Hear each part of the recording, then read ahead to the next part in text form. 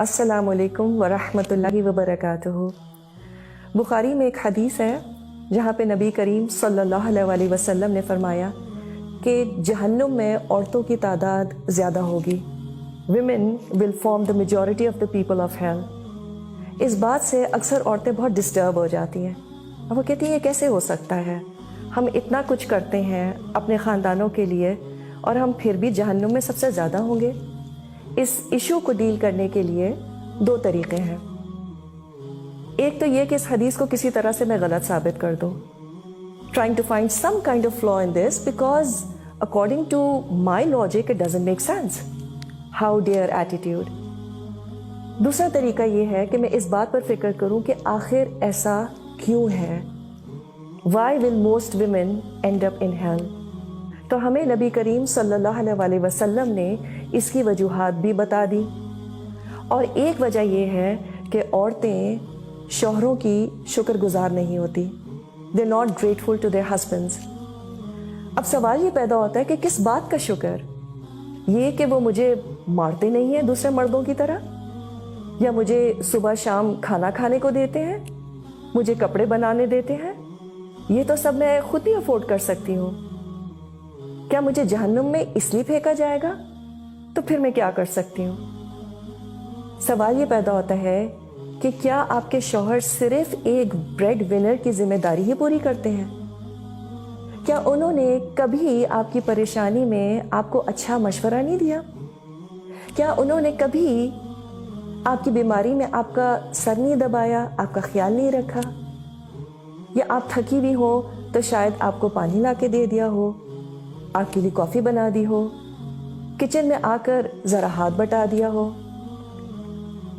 कुछ नहीं तो साथ आकर खड़े हो गए हो just to give you company.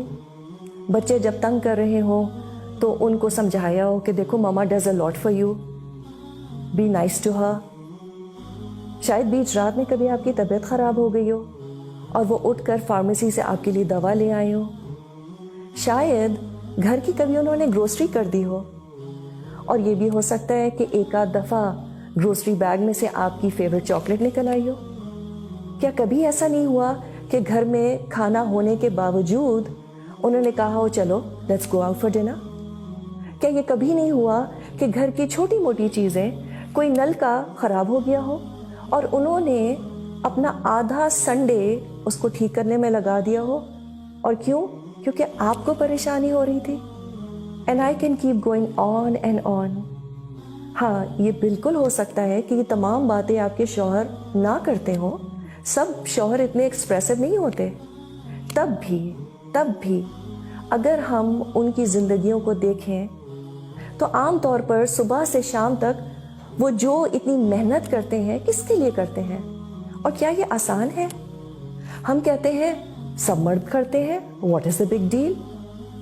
अगर हमारे शौहर हमें कहीं ये कह दें कि what is the big deal, सारी औरतें बच्चे पैदा करती हैं, उठो एंड गेट गोइंग, हमें तो लिटरली आग लग जाए, रोना धोना और पता नहीं किस किस को फ़ोन कर डालें कि इनको तो मेरी कदर ही नहीं है।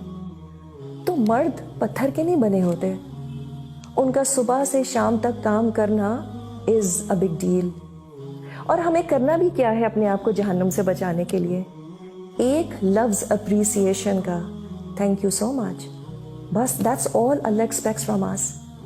जब वो घर आते हैं तो चाय पूछ ली, कुछ प्लेजेंट बातें कर ली, कभी कभी कुछ भी करने की ज़रूरत नहीं होती, बस अपना सारा काम छोड़ के ज़रा हाल हुलिया ठीक करके उनके पास बैठ जाएं जाकर। और इसकी आदत बच्चों को भी डालें। कभी माएँ पिकनिक वगैरह पर अपने बच्चों के साथ क्रिकेट खेलने की कोशिश करती हैं, तो मैं तो एटलीस्ट अपने बच्चों को कहती हूँ देखो इजी बॉल कराना प्लीज़। अल्लाह सुब्हाना ताला is so merciful to us women, he knows us too well. Sometimes he gives us such easy balls to play, मगर हमारा सारा फोकस किस बात पे होता है? But why. थोड़ा सा ज़रा हाउ भी देख लें। It can't get easier than this. And to think of it, अल्लाह ने छोटी छोटी बातों में हम औरतों के लिए इतने बड़े बड़े रिवॉर्ड्स रखे हैं। अल्लाह को ट्रस्ट करके तो देखें। It's all about how we perceive his commands. So the trick is to forget about why and focus on how. it doesn't get simpler than this.